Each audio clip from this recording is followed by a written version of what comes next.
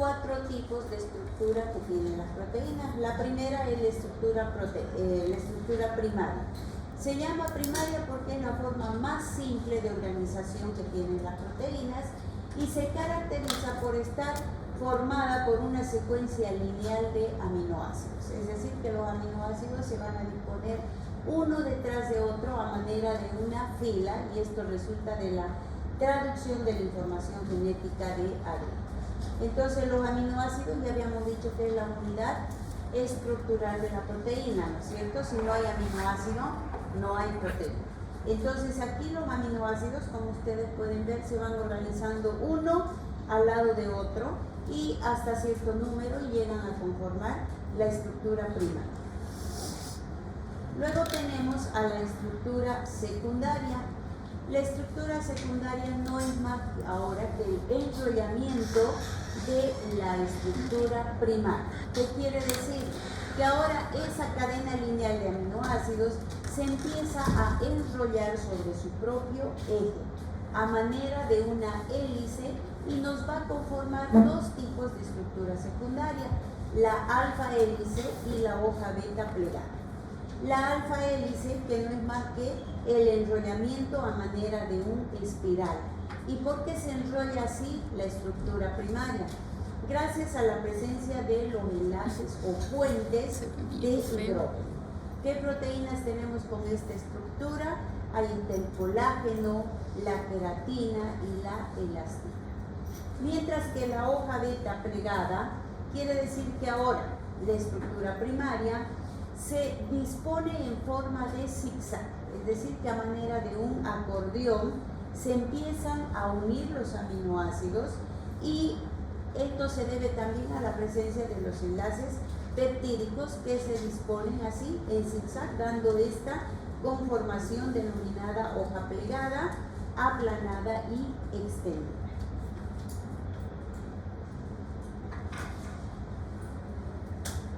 Luego tenemos la estructura terciaria. La estructura terciaria no es más que ahora el enrollamiento, no es más que el enrollamiento de la estructura secundaria. Es decir, que la estructura secundaria no puede permanecer ni en hoja beta plegada ni en alfa hélice. Entonces, la gran mayoría de ellas adquieren formas tridimensionales, es decir, que se empiezan a enrollar sobre su propio eje gracias a la presencia ahora de mayor cantidad de enlaces, que son los enlaces fuertes como los puentes disulfuro y enlaces débiles como los puentes de hidrógeno, las fuerzas de Van der Waals, enlaces iónicos, etc. Y finalmente, ¿en qué incurre? En la formación de esta estructura, el enrollamiento total de la estructura secundaria, que adquiere una forma globular o de ovillo si quieren. Y aquí podemos observar, fíjense, ahí están los puentes de disulfuro, que son los enlaces fuertes que se empiezan a traer, los puentes de hidrógeno, las fuerzas de Van der Waals, las fuerzas hidrofóbicas, y esto que hace que se empiece a enrollar la estructura secundaria y tenemos la estructura terciaria final. Pero yo me chipé, las terciarias, el enrollamiento de la secundaria. De la secundaria. Solo que no se olviden que en la estructura primaria solamente hay enlaces débiles, los puentes de hidrógeno, y por eso es que se enrolla a manera de hélice o en forma de hoja beta plegada, como un acordeón. Pero en la estructura terciaria ya hay mayor cantidad de enlaces y más fuertes, y por eso ya da la conformación de un enrollamiento total a manera de un ovillo o forma globular. Y posteriormente tenemos a la estructura cuaternaria. Esta es la forma más complicada de estructura de las proteínas. Se consideran así las proteínas más grandes, superiores a los 50.000 Daltons, y se caracterizan por tener más de una cadena peptídica. Es decir, que ahora es como que 2, 3 estructuras terciarias se unieran, como en este caso, para formar lo que se conoce como dímeros, si es que solamente tiene 2 cadenas, trímeros si tiene 3, y tetrámeros si tiene 4, tal es el típico ejemplo de la proteína denominada hemoglobina. Fíjense, es como que este es una estructura terciaria. Este amarillo es otro, el naranja es otro, y aquí el azul es otro. Entonces se unen varias cadenas, varias estructuras terciarias para conformar finalmente una proteína de las más grandes, como es la hemoglobina. La hemoglobina hemos dicho que es una proteína muy grande debido justamente a la función, que es la de transportar, ¿qué cosa? Oxígeno hacia los diferentes tejidos, de ida y de vuelta, Dióxido de carbono. dióxido de carbono.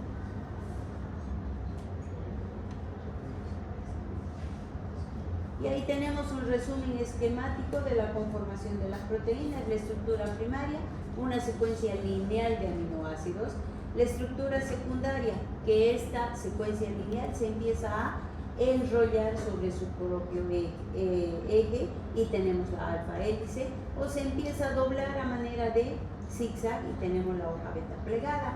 Y finalmente la estructura secundaria, la estructura terciaria, que como les decía es ahora un enrollamiento total de la estructura secundaria, sea alfa hélice o sea hoja beta plegada, por la mayor presencia de enlaces, y conformar justamente un péptido individual pero doblado a través de todos los enlaces que están presentes en la proteína. A eso se refiere entonces la conformación de las proteínas. Tenemos proteínas que tienen diversas formas, dependiendo del tipo de proteína, dependiendo su composición y dependiendo su función.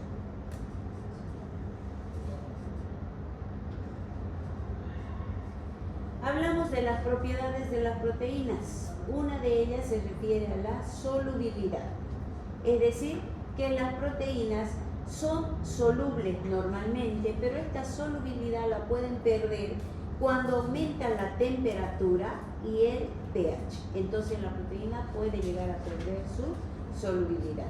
Generalmente las proteínas que son solubles son aquellas que adoptan una conformación globular, es decir, generalmente son altamente solubles en la estructura terciaria, en la estructura cuaternaria, porque ellas son las que tienen justamente esa conformación. Además, cuando la molécula o la proteína se encuentra en esta conformación, tiene la capacidad de recubrirse de moléculas de agua, formando en su superficie lo que se conoce como capa de solvatación. ¿Qué hace esta capa de solvatación? Impide que se unan a esta proteína otras proteínas y así garantiza la hidratación de los tejidos. Y esto es lo que nosotros hacemos comúnmente, diariamente, con la aplicación de las cremas a nivel térmico. Y tenemos dos tipos de cremas que se utilizan a nivel térmico, son las hidratantes y las humectantes. ¿Ustedes saben cuál es la diferencia de las dos? Pensé que era lo mismo. No es lo mismo, muchas veces creemos que es lo mismo, pero fíjense qué es lo que hace la crema. Las dos tienen como finalidad evitar que se pierda agua. ¿Y esto es proteína o no? ¿La piel es proteína o no? Sí, pues tiene el colágeno, proteína pura. ¿Dónde más tenemos proteínas? En el cabello, en las uñas, ¿no es cierto? Lo que más cuidamos siempre es la piel. Entonces en la piel aplicamos estas cremas, sea hidratante o humectante, para mantener, para garantizar la hidratación de esta proteína. ¿Y cuál es la diferencia? Las dos tienen como finalidad evitar la pérdida de agua, pero actúan con diferentes mecanismos. ¿Qué es lo que hace la crema humectante? Sellan los poros. ¿Para qué? Para que no se evapore el agua, para que no salga el agua. La humectante. Y la humectante. ¿Y eso será bueno o no? No. No es bueno. ¿Por qué? Porque está tapando, obstruyendo los poros. Y el agua que sale de nuestro cuerpo no es simplemente para deshidratarnos, es para eliminar desechos de nuestro organismo. Y por eso es que las cremas humectantes están contraindicadas en personas que tienen acné, por ejemplo. Si usted tiene acné, no utilice una crema humectante porque tapa el poro, y al tapar el poro estamos formando un medio de cultivo potencial ahí con las bacterias, ¿Y qué pasa con ese acné? Prolifera más. Entonces, ¿qué aplicamos? La crema hidratante. ¿Qué hace la crema hidratante? No obstruye los poros, sino que es lo que hace que permite que salga el sudor, que se evapore el agua de nuestro cuerpo, pero elimina los desechos y la vuelve a reabsorber. Esa es la diferencia, pero sin sellar los poros. Y lo mismo, exactamente lo mismo hacen las proteínas dentro de nuestro cuerpo al formar esa capa de solvatación. Entonces, por eso la importancia de hablar de su solubilidad.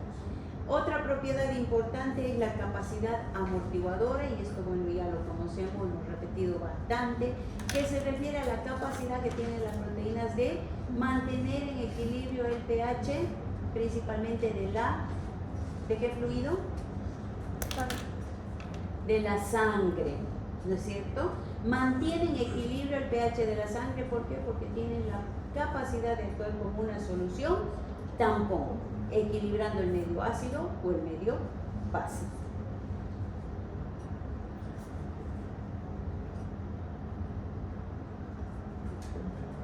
Otra de las propiedades y la más importante que tienen las proteínas es la especificidad. Esta es la más importante de las propiedades. ¿Por qué? Porque las proteínas son específicas para cada especie, para cada persona. Incluso dentro del mismo organismo tenemos secuencias diferentes de proteínas. Y esto se torna especialmente importante cuando hablamos de fenómenos de compatibilidad, ¿no es cierto? Cuando se quiere hacer trasplante, ¿qué es lo que primero buscamos? Que el organismo sea compatible. ¿Para qué? Para evitar el rechazo. ¿Y por qué lo rechaza el organismo? Porque no tiene la misma información genética, proteica de nuestros órganos, y por eso lo rechaza. O cuando queremos hacer un injerto biológico, la transfusión de sangre o de alguno de sus hemoderivados. Y por eso la siguiente práctica de nosotros, ¿qué es? Grupo sanguíneo. Porque ¿qué hacemos en el grupo sanguíneo? Detectar las proteínas que tiene ella, él, etc. Porque no todos tenemos el mismo grupo sanguíneo. Ella puede tener proteínas anti-A, ella anti-B, ella ninguno. Allá puede tener RH positivo, RH negativo. ¿Y a qué se refiere eso? A que tiene proteínas RH, y si es negativo, no tiene proteínas RH. Y cuando queremos hacer un trasplante, todavía lo desglosamos más a ese ARH. Si es positivo, queremos ver hasta dónde es positivo, qué secuencias de la proteína. ¿Por qué? Porque tiene que ser exactamente idéntico para evitar los famosos rechazos durante los trasplantes. Pero es por eso porque les dan los inmunodepresores cuando hacen trasplante. Claro, ¿por qué les dan los inmunodepresores? Para evitar que el sistema inmunológico reaccione contra algo que no es propio del cuerpo. Entra algo que no es propio de nuestro organismo, y ¿qué hace nuestro sistema inmunológico? Ir a atacarlo para eliminarlo. Y lo mismo pasa con los implantes, los trasplantes. Como no es del organismo, en nuestro cuerpo, que hace a través de nuestro sistema inmunológico, lo quiere eliminar. Entonces, ¿qué hace? Se da medicamentos para deprimir la respuesta. Eso es bueno en este caso, pero en condiciones normales no es bueno, porque nos interesa que nuestro organismo, nuestro sistema esté atento a la invasión de cualquier microorganismo. Entonces, las proteínas son específicas, como les decía, para cada especie, ya que cada especie posee proteínas diferentes a las de otras especies, ¿no es cierto? Las proteínas de los animales, muy diferentes a las de nosotros. Luego tenemos que dentro de una misma especie, entre nosotros por ejemplo, cada individuo tiene proteínas exclusivas que le diferencian de otros individuos. Por eso tenemos capacidades diferentes frente a la acción de los fármacos, frente a la capacidad de regeneración. Cuando yo me caigo, tengo una fractura, el uno resiste más, el otro resiste menos, le tardó en cicatrizar un mes, 2 meses, el otro 15 días. ¿Por qué? Porque son características propias, lo cual se conoce como variabilidad biológica. Incluso una misma proteína tiene secuencias peptídicas distintas en diferentes individuos. Por eso que ni entre hermanos somos iguales, ¿no es cierto? Profe, ¿cuál era la variabilidad biológica? Que entre proteínas tienen distintas funciones. No, que tenemos segmentos diferentes incluso en la misma proteína. Y el grado de diferencia va a depender del parentesco evolutivo. ¿Qué quiere decir? Que si yo necesito hacer un trasplante, ¿dónde tengo que buscar primero? En su familia. En el núcleo familiar, porque es la mayor probabilidad de encontrar algo que sea compatible. Y a veces ni en la misma familia, el papá no es, la mamá no es, el hermano no es, la hermana no es, ¿no? ¿Y por qué? Por las variaciones justamente de esta especificidad que tienen las proteínas. Entonces, por eso es que nosotros necesitamos estudiarlas tanto y sobre todo cuando vamos a hacer algo de estos tratamientos como el trasplante, implante, transfusiones, etc. Otra característica de las proteínas se refiere a que tenemos que hablar sobre la desnaturalización. ¿Qué es la desnaturalización de las proteínas? Es la pérdida de su conformación estructural. Es decir, cuando ellas tienen la capacidad de perder su forma. ¿Por qué pierden la forma? Porque se rompen sus enlaces. Entonces, la capacidad de perder su forma. ¿Y por qué pierden la forma? Les decía, porque ellos rompen sus enlaces ante la presencia de ciertos factores, como cuáles, las variaciones de pH, las variaciones de temperatura. ¿Y quiénes son más susceptibles? ¿Qué tipo de proteínas son más susceptibles a esta desnaturalización? Las de estructura secundaria, terciaria y cuaternaria. ¿Cuál es la más afectada? La más grande es la cuaternaria, como la hemoglobina. ¿Y cuándo pueden perder su forma? Cuando se presentan fenómenos físicos o químicos como las altas temperaturas, las variaciones de pH o las concentraciones. Por eso es que cuidamos de ¿qué? ¿Que no se deshidrate? De la fiebre, ¿no es cierto? Que no suba la temperatura, porque ¿qué pasa? Cuando llega a los 40 ya existe un 100% de probabilidades de que pierdan estas proteínas su forma y el paciente que hace empieza a convulsionar. ¿Y por qué cuidamos tanto el pH de la sangre? Porque cuando el pH se vuelve ácido, las proteínas que hacen se mueren. También se desnaturalizan. ¿Y qué es lo que va a pasar ante esto? Va a haber una disminución de la solubilidad de las proteínas, va a perder la proteína su actividad biológica y pierde la modificación de la capacidad de fijar el agua a los diferentes tejidos. Por eso es que el paciente pues se coagula la proteína, pierde la vida. Oh my God.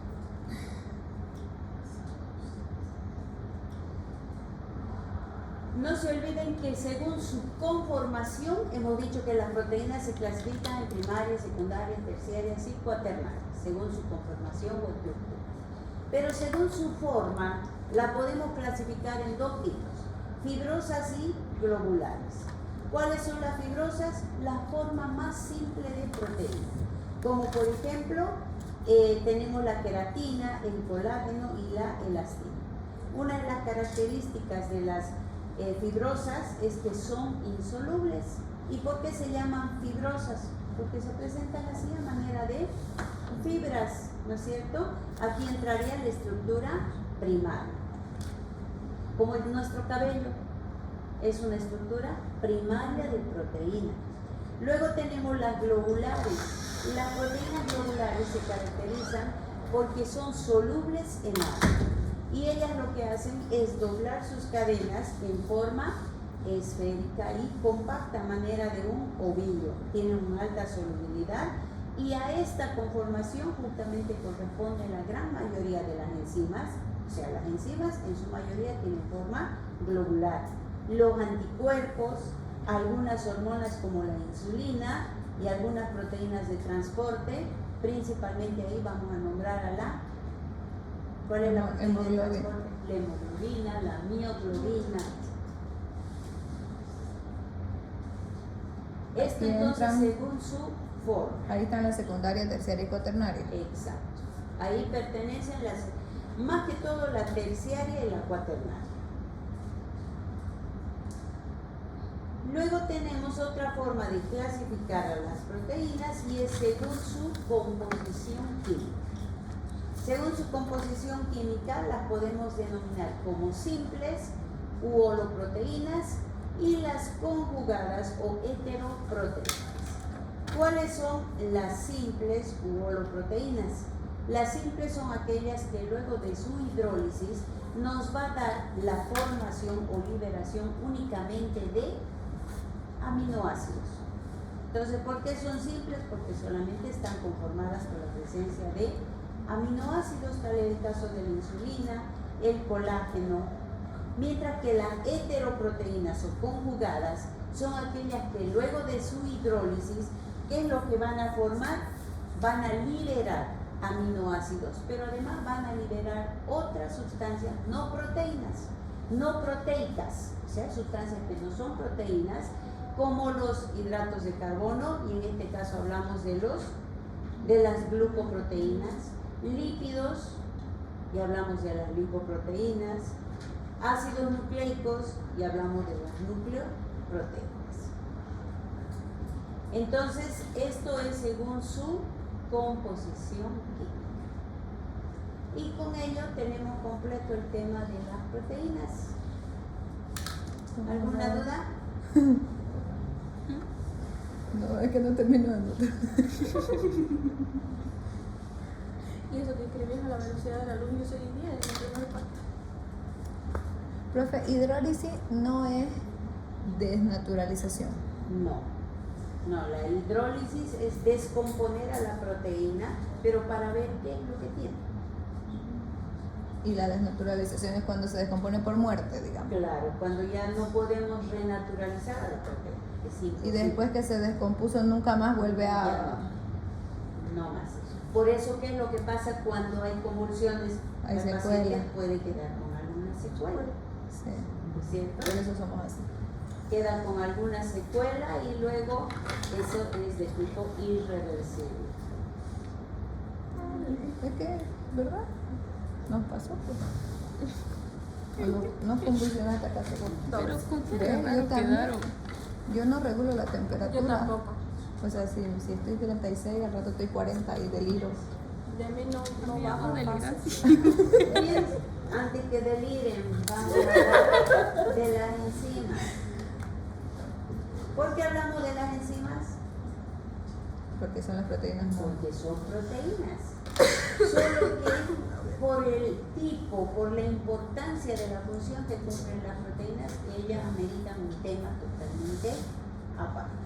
Entonces las enzimas, llamadas también catalizadores biológicos, son sustancias de naturaleza proteica cuya principal función es, como su nombre lo dice, catalizar o controlar la velocidad de las reacciones químicas. Entonces ellas están funcionando las 24 horas, ¿no es cierto? Como dice 24/7. ¿Por qué? Porque las reacciones químicas en nuestro organismo no paran nunca. Entonces, todo momento ellas están controlando la velocidad de esas reacciones, uniéndose a una o más sustancias. ¿Para qué? Para transformarlas en otras. Entonces, la enzima siempre va a estar uniéndose a alguna sustancia y esta sustancia con la cual se una recibe la denominación de sustrato. Así, por ejemplo, tenemos la lactosa, la galactosa, que vendrían a ser el sustrato, que se unen con la enzima. ¿Y para qué se unen? Para formar un producto. ¿Y cuál va a ser el producto? La glucosa. Y eso es lo que le interesa a nuestro organismo. No le interesa tanto la lactosa y la galactosa, pero gracias a la intervención de las enzimas, forma la principal energía inmediata de nuestro cuerpo, que es la glucosa. Biológicamente, pues son muy importantes ya que actúan facilitando y acelerando las reacciones celulares que se llevan a cabo en su gran mayoría a nivel del citoplasma.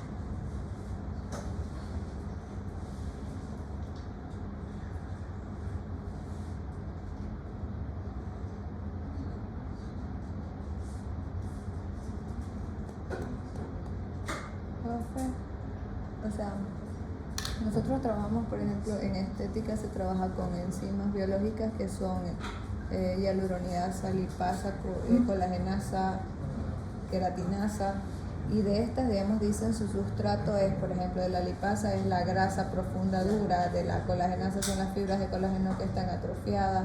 Entonces, pero cuando se unen, por ejemplo, una colagenasa lo que hace es degradar fibras de colágeno que ya no sirven, pero ¿qué producto sacarían? En ese caso, nuevo, que se va a producir después. Claro, porque ellos producen fibrosis para que haya una nueva formación del colágeno. Y la lipasa que se une a la grasa dura y la diluye. La diluye para su eliminación.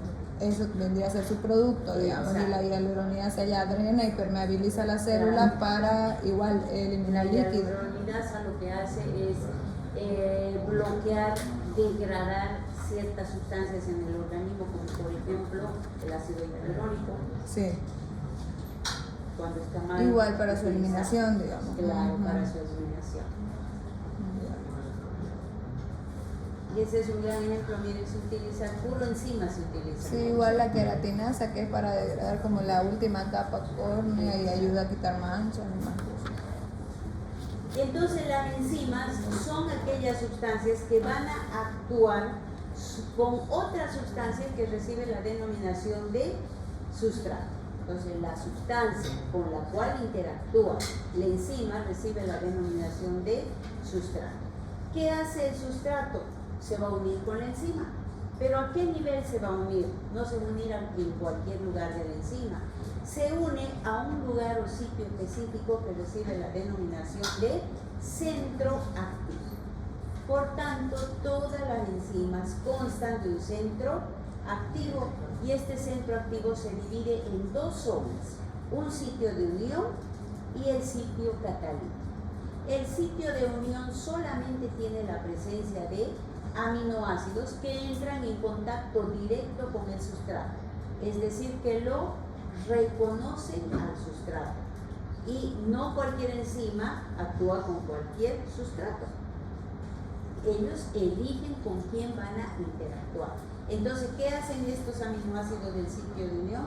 Reconocen al sustrato si es que debe o no debe unirse con él. Y posteriormente llegan al sitio catalítico, que también hay presencia de aminoácidos, y lo que hacen esto es intervenir directamente en el mecanismo de la reacción. Es decir, que ellos cumplen las reacciones químicas para finalmente llegar a formar el producto. Una vez que se forman los productos, ¿qué hace la enzima? Libera el producto y vuelve a comenzar de nuevo una reacción. Por eso les decía, estas reacciones son sucesivas, se dan una detrás de otra. Libera el producto, el sitio activo queda libre para que se une nuevamente, se una con otro sustrato y vuelva a formar un producto.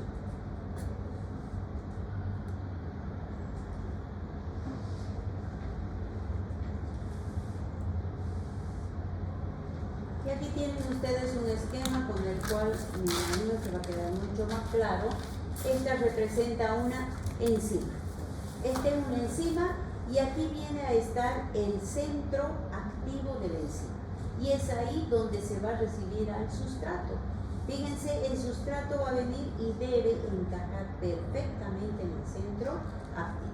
Se va a unir al centro activo, se van a llevar a cabo las reacciones químicas, se va a formar un producto y finalmente la enzima, ¿qué va a hacer? Va a liberar el producto y nuevamente el centro activo vuelve a quedar libre. ¿Para qué? Para volver a unirse con otro sustrato. Ahora, el acoplamiento o la unión del sustrato al centro activo debe ser tan específico que Fischer, un bioquímico, lo enunció como que el sustrato se adapta al centro activo o catalítico de una enzima, tal como una llave se adapta a una cerradura. y por eso lo definió como modelo llave en cerradura. Es decir, que para que la enzima pueda interactuar con el sustrato, este sustrato se debe acoplar perfectamente al centro de la enzima. Si no lo hace, pues no va a haber ningún tipo de reacción química. Y esto exactamente sucede con los medicamentos. Cuando ellos entran a nuestro organismo, ¿qué hacen? Buscan un receptor y se deben adaptar a ese receptor siguiendo ese modelo llave en cerradura, y solamente así van a poder cumplir la acción farmacológica. Y si no, pues no van a poder activar. Por eso es que dice que si se pone, digamos, una lipasa muy superficial no va a hacer su efecto, No, porque no va a encontrar su ahí, sustrato. no hay con qué interactuar. Pero tampoco producen otro daño, digamos, simplemente se pierde su acción. Dependiendo ahora la concentración, la cantidad. ¿Por qué? Le digo porque no son productos naturales, son sintéticos. Y todo lo que es sintético, y dependiendo las características de las proteínas de nuestro organismo, en algunas personas puede ser nada, pero en algunas puede ser mucho.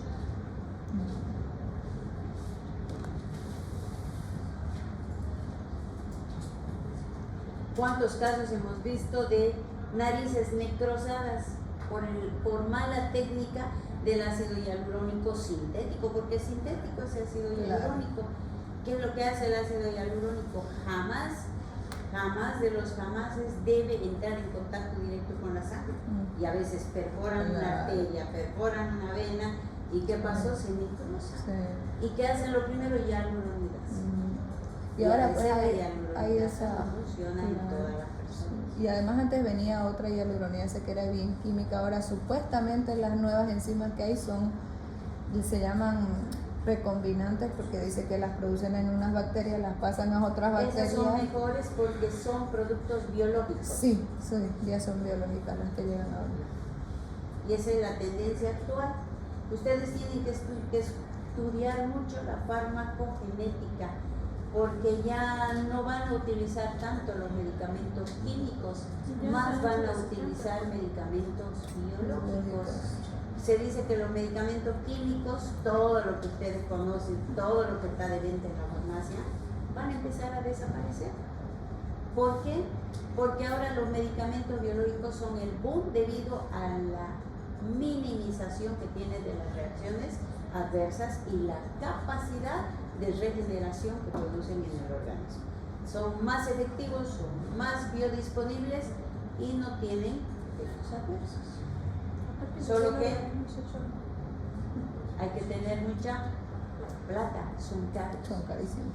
Son caros. Actualmente hay muchos medicamentos biológicos que son muy efectivos para tratar el cáncer, pero en Bolivia no tenemos. ¿Qué hace la gente?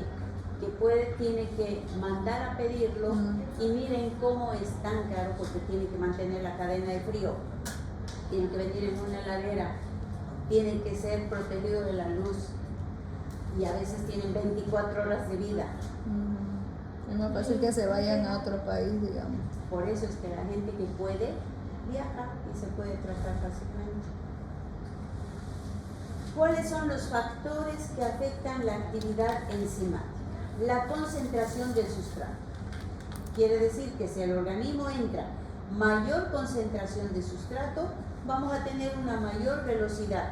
Y esto es típico, por ejemplo, cuando el paciente consume demasiados ácidos grasos, o las famosas masitas que tanto le gusta a todos. ¿Qué es lo que pasa? Se vuelve triglicéridos en nuestro organismo. Y entonces, ¿qué hace el hígado? Tiene que producir mayor cantidad de enzimas. ¿Para qué? Para que esas enzimas hagan sus reacciones químicas mucho más rápido. ¿Se puede tolerar? Sí, pero hasta cierto límite, porque si usted sigue empaquetándose, ¿qué es lo que va a pasar? ¿Quién va a ser el principal afectado? El hígado, porque ahí se producen las enzimas. Entonces ahí empiezan las afecciones hepáticas. ¿Y qué pasa si hay mayor cantidad de sustrato? También tiene que haber mayor cantidad de enzima. Hay mayor cantidad de sustrato y se va a producir mayor cantidad de enzimas. y un aumento en la concentración de la enzima aumenta la velocidad enzimática hasta cierto límite. Luego tenemos la temperatura. Un incremento de temperatura a nivel de enzimas, por ejemplo 10 grados centígrados, tiene la capacidad de duplicar la velocidad de las reacciones químicas, pero hasta cierto límite. Es como cuando nos da fiebre, ¿qué es lo primero que sucede en nuestro cuerpo? ¿Qué pasa? Nos deshidratamos. Nos deshidratamos. ¿Y por qué nos deshidratamos? ¿Qué estamos perdiendo? ¿Por qué? Por la mayor temperatura. Porque si no está orinando más, no está con diarrea, nada. La temperatura. Simplemente hay fiebre. ¿Por qué? Porque las reacciones químicas en el aumento de la temperatura son más rápidas. Y si son más rápidas, consumen más energía, consumen más agua. Y por eso es que una de las principales consecuencias es la deshidratación. Pero solo tuve fiebre, por eso se deshidrató. Entonces, por eso es que empezamos a tener ciertas consecuencias, pero nuestro organismo todavía tolera. Pero va a tolerar hasta ciertos límites, porque si la temperatura se eleva demasiado, entonces la enzima, como es una proteína, también va a perder su actividad. También se va a desnaturalizar y se va a degradar. Y también a las temperaturas bajas, igual se mueren. Las temperaturas bajas también, pero ¿cuál será más peligrosa? ¿Que aumente o que disminuya? Que aumente, mayor riesgo. Luego el pH. El pH óptimo para que trabajen las enzimas es de 7, excepto las enzimas del estómago, donde su pH óptimo es el pH ácido, ¿no es cierto? Entonces, esto tiene mucho que ver en cuanto al desarrollo de ciertas patologías y sobre todo cuando se va a consumir cierto tipo de sustancias que no son propias del organismo. Por ejemplo, si yo les hablo de consumir los alimentos son sustancias que entran a nuestro organismo, pero ¿qué hace nuestro organismo? Extrae de ellos sustancias propias del organismo, como el carbono, el hidrógeno, el oxígeno, todos los bioelementos. Ya se olvidaron de los bioelementos seguramente. No creo que sea por ahí. Entonces, ¿quién controla la velocidad de las reacciones químicas? Las enzimas. Pero las enzimas, para cumplir a cabalidad su función, necesitan de la presencia de otras sustancias que no son proteínas, pero que le ayudan perfectamente a las enzimas a cumplir su trabajo. Entonces miren que las enzimas no trabajan solas, necesitan ayudadores, y esos ayudadores reciben la denominación de cofactores. Todas las sustancias que ayudan a las enzimas a controlar la velocidad de las reacciones se llaman cofactores. Estos cofactores pueden ser de dos tipos, pueden ser sustancias inorgánicas y sustancias orgánicas. ¿Cuáles serían las sustancias inorgánicas? Tenemos, por ejemplo, el hierro, el magnesio, el manganeso, el zinc. Ahora miren cómo, ¿por qué decían consuma vitamina C más zinc? Porque el zinc necesita la enzima para hacer su reacción más rápida. ¿Dónde? En el sistema inmunológico. ¿Por qué? Porque no tiene que tardar 2 horas en responder a la presencia del COVID. Tenía que tardar media hora. Y usted, si no tiene zinc, va a reaccionar el sistema inmunológico, va a reaccionar, pero va lento, muy lento. En cambio, si hay zinc, es más rápido. Pero ahora esta sustancia que va a ayudar a la enzima puede ser una molécula orgánica, y en este caso recibe la denominación de coenzima. ¿Y quién es la molécula orgánica que ayuda a la enzima? Las famosas vitaminas. Ahí está la vitamina B, la vitamina C, la vitamina D. Y ahí justificamos nuevamente consuma vitamina C más zinc para que la enzima tenga su apoyo orgánico y su apoyo inorgánico. Entonces la velocidad ahora va a ser hiper rápida y muy efectiva. Y esas son las personas saludables que tienen las defensas en óptimas condiciones. Y acá tenemos un ejemplo. Vamos a nombrar a la hemoglobina. ¿Qué es lo que hace la hemoglobina? Transporta oxígeno. Es la proteína más grande que transporta oxígeno por todo nuestro organismo. Y tiene también su ayudador, su coenzima, que es el grupo E. Por eso es que hablamos tanto de ello. Y tiene también su cofactor, el hierro. ¿No es cierto? Que tiene que estar presente. Creo que ¿qué alimentos Tienen zinc. Todos los alimentos secos tienen zinc. Conocen la nuez, la almendra, ahí hay zinc. Los frutos secos. Todos los frutos secos tienen zinc. Y ustedes, si quieren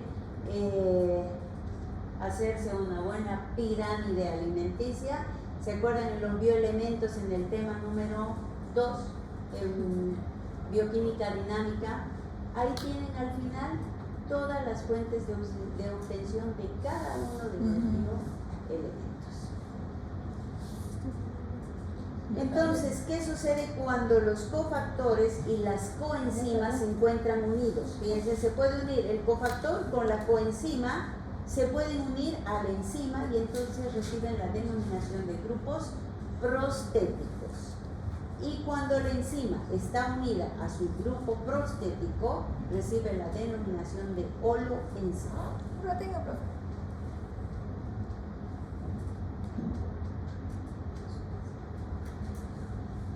Grupo prostético.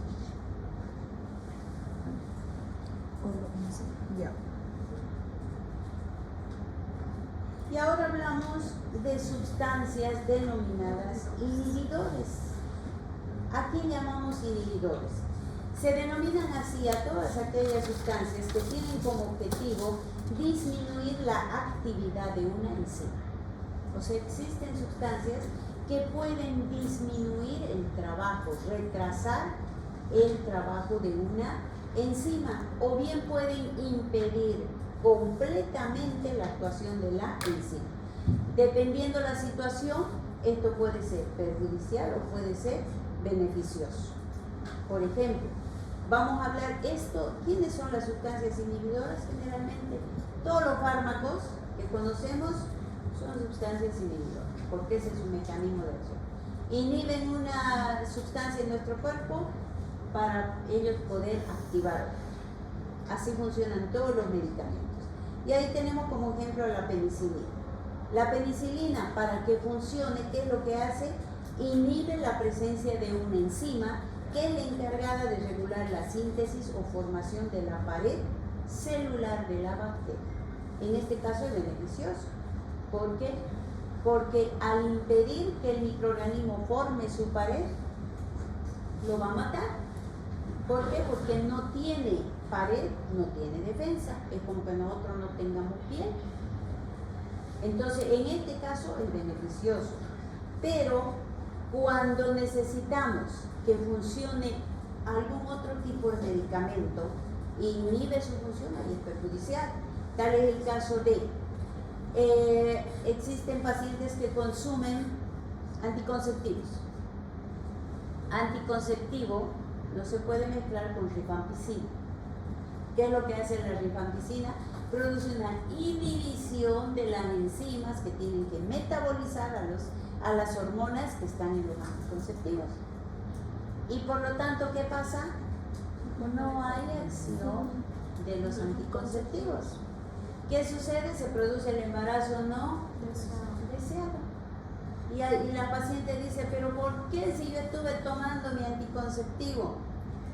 Porque no le avisó a su médico no se percató de que no podía darle rifampicina, porque produce una inhibición enzimática y por lo tanto queda su anticonceptivo totalmente bloqueado. Hay un tónico vitamínico, creo que es el neurocerebral.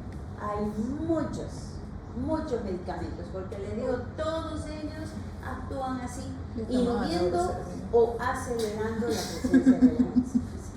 Ahora, inhibición puede ser irreversible y ocurre cuando cuando el inhibidor se fija permanentemente al centro activo de la enzima.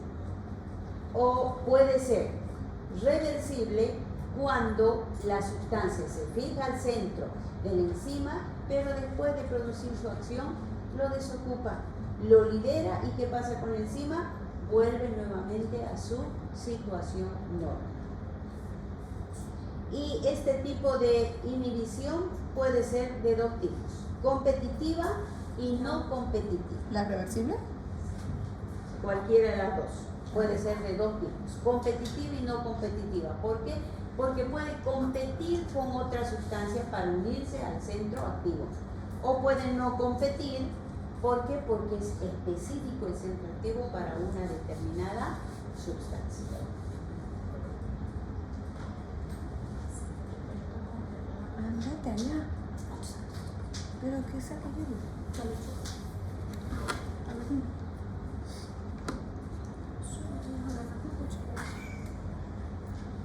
Vamos a hablar de la clasificación de las enzimas. Las enzimas podemos clasificarlas en 6 diferentes grupos. Tenemos las óxido-reductasas, que generalmente se refiere a aquellas enzimas que producen reacciones de transferencia de electrones, es decir, oxidación y reducción. Y mediante estas reacciones la célula puede obtener energía, tal es el caso de la deshidrogenasa y de la C-oxidasa. Luego tenemos a las transferasas, su nombre lo está diciendo. ¿Qué es lo que hacen? Transfieren grupos funcionales de un sustrato a otro, como por ejemplo la glucosa y la fructosa, que finalmente se va a convertir en glucotransferasa. Luego tenemos a las hidrolasas, se denominan así porque ellas pueden romper sus enlaces cuando se encuentran en presencia de agua. Y esto podemos nombrar como ejemplo a la lipasa, la proteasa, la celulasa. Por eso funcionan liberando los ácidos grasos. Luego tenemos las liasas, que no es más que la adición de grupos funcionales o moléculas que poseen dobles enlaces, como por ejemplo la carboxilasa y la fenilalanina. Luego las isomerasas, que lo que hacen es producir reacciones de isomerización y que producen reordenaciones dentro de la molécula de la proteína, como por ejemplo la fosfoglucosa y la isomerasa. Y ¿Qué es isomerización? ¿Qué es iso? Igual. Siempre les digo igual. Entonces tenemos dos enzimas que a simple vista parecen idénticamente iguales, pero cumplen funciones diferentes. Luego tenemos las ligasas. ¿Qué son las ligasas? Antiguamente se las denominaba, se las conocía como sintetasas. Ellas participan en la formación de enlaces con la liberación de, o hidrólisis si quieren, de energía, como es el ATP.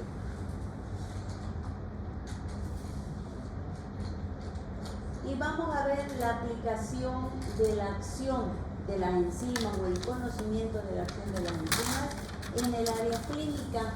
Y esto les decía es de gran importancia, así como en el caso de las enzimas que hablábamos, en el caso de la inhibición de ciertas sustancias, y miren cómo puede llegar a producirse algo que no se esperaba y que puede ser simplemente por el producto o interacción con otro tipo de sustancias.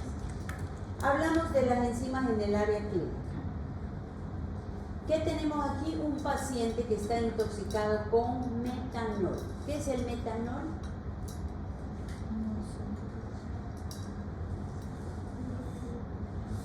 El paciente está intoxicado con metanol y para tratar esa intoxicación se utiliza el etanol. ¿Qué es el etanol? Alcohol. ¿Qué alcohol? Etílico. ¿Dónde está el alcohol etílico? Azúcar, no, la caña. Caña, creo. En los vegetales. El metanol y el etanol son alcoholes, ¿no es cierto? Son dos tipos de alcoholes. El metanol es el alcohol que no está permitido su consumo. Y entonces, ¿dónde está presente el metanol? Está presente en las pinturas, en los barnices, y ahora nos quieren producir una gasolina con metanol, ¿no es cierto? ¿Han escuchado hablar? Y que están tratando, ¿por qué? Porque no hay pues ya hidrocarburos en Bolivia y se tiene que justificar el uso con algo. Y no importa a costa de qué va a ser eso. De arruinar nuestros autos, pues ya no nos van a durar 20 años, ahora van a durar 10, ¿no? Entonces, ese alcohol, que es el metanol, no se puede consumir. Es exclusivamente para uso industrial. Pero ¿cómo llega entonces? Y antes, ¿cuál es el etanol? El etanol es el alcohol permitido para su consumo. ¿Dónde está presente? En las bebidas fermentadas como la cerveza, el vino, etc. ¿Qué? ¿Qué digo? Y además está presente en las bebidas destiladas, como el ron, como el whisky, etc. Entonces, ¿qué hace el etanol? El etanol entra al organismo, interactúa con enzimas. ¿Qué se llama la enzima con la cual interactúa el etanol?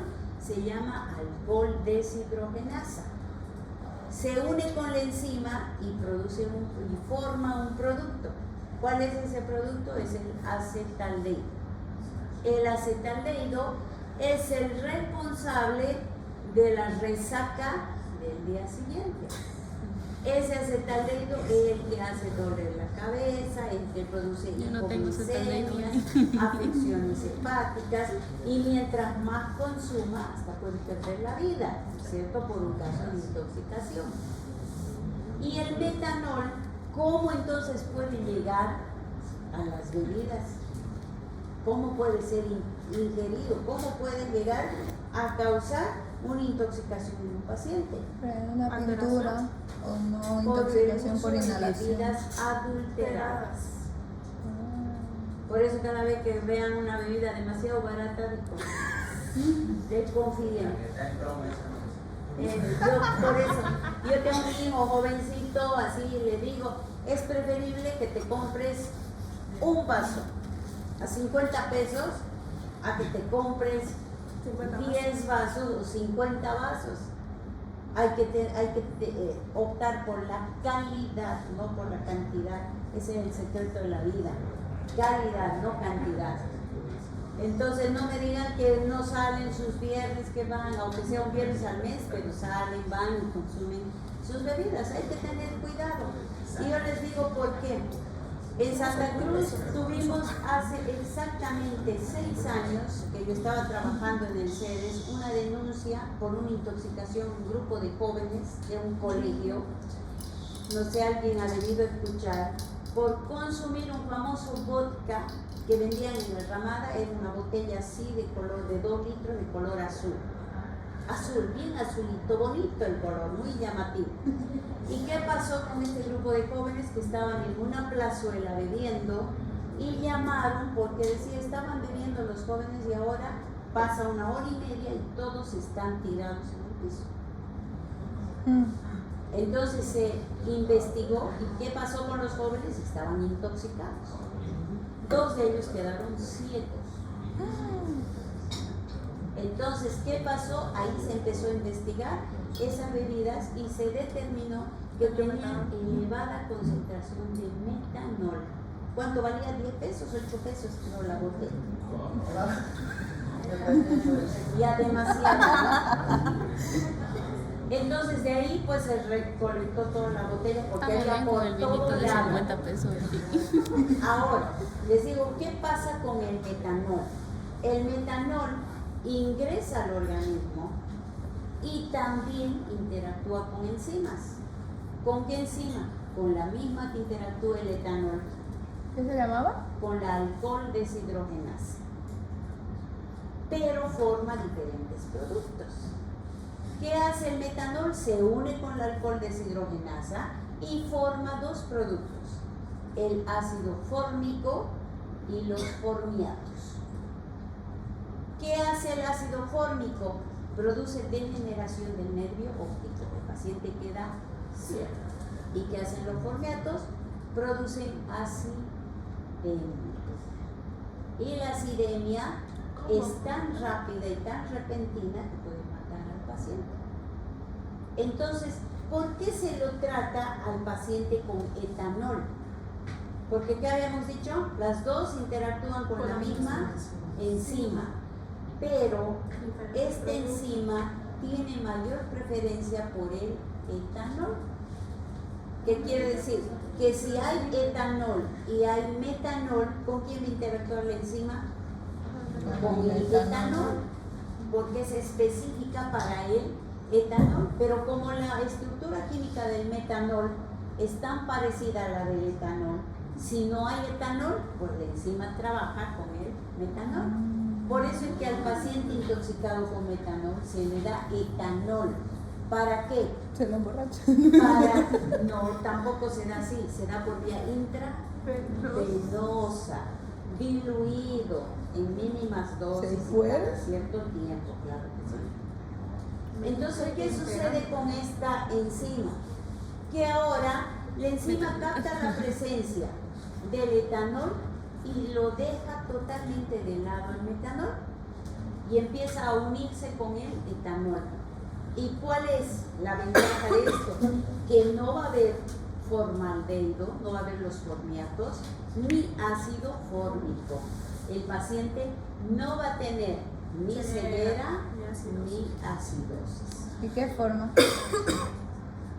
¿Cómo que forma? O sea, ¿qué sale del etanol más la alcohol deshidrogenasa? O sea, ¿qué efecto le da, digamos? ¿Cuál es su producto? No forma eso, pero tampoco forman otra cosa. Ni el ácido fórmico. Solo lo inhibe. No lo inhibe. No lo metaboliza, porque no interactúa con la enzima. Entonces va a quedar ahí en su forma original, porque el metanol o el etanol en su forma pura no son tóxicos. ¿Cuándo son tóxicos? Cuando interactúa con la enzima. Y entonces sí produce metabolitos y esos son los tóxicos. Entonces, ¿por qué se da el etanol? Para que ya no haya los metabolitos que causan daño en el organismo del paciente. ¿Qué va a haber? Acetaldehído. Y al paciente pues no importa, le va a doler la cabeza, va a tener náuseas, pero no lo va a matar, como en el caso del metanol. ¿Sí? Entonces miren, y esa es la manera en que nosotros debemos analizar el trabajo de las enzimas, y así también actúan los antídotos cuando se intoxican con cierta sustancia y le administramos otra sustancia. ¿Para qué? Para distraer la atención de las enzimas. ¿Sí? Bien, con eso terminamos el tema de proteínas y enzimas.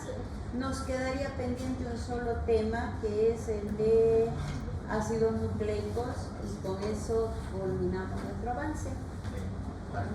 Entonces, la siguiente semana vamos a avanzar a ácidos nucleicos, y la siguiente semana, les estoy diciendo con 2 semanas de anticipación, van a dar su repaso de proteínas y enzimas.